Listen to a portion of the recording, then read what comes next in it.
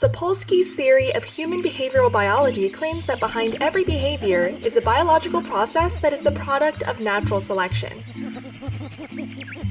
If Sapolsky is right, this implies that to truly understand human behavior, we would have to know exactly what happens in the 100 trillion connections of the brain a nanosecond before the behavior occurs, and consider what took place about 5 million years ago when humans and chimpanzees shared their last common ancestor, and all the stuff that happened in between.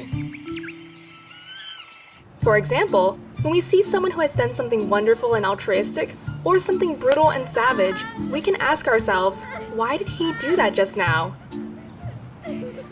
And when we ask that, we are asking something about what neurons in different parts of their brain did a fraction of a second ago. But we are also asking about what environmental stimuli in the previous seconds to minutes triggered those neurons. And we are also asking, what did hormone levels in that morning have to do with making those neurons more or less sensitive to those triggers? And then we are often running into neuroplasticity, how his experience changed those neurons in previous months.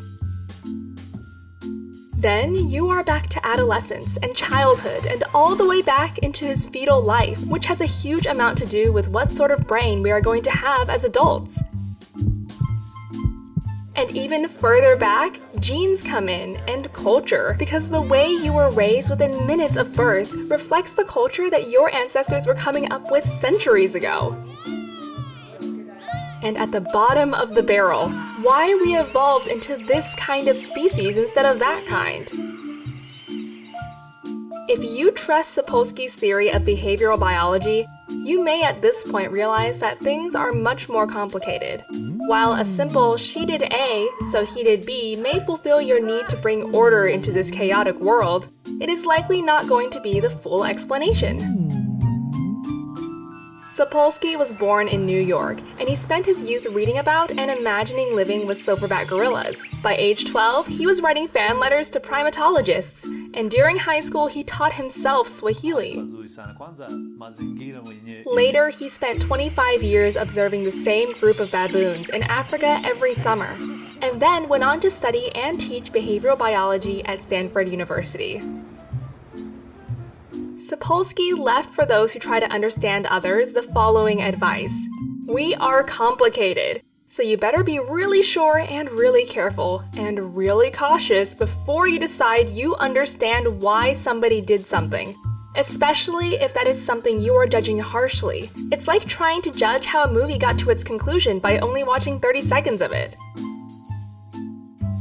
What do you think? Is his theory solid, and can we actually never really explain a behavior without taking the full picture into consideration? Or is there something like a soul that takes decisions, regardless of what happens to us biologically?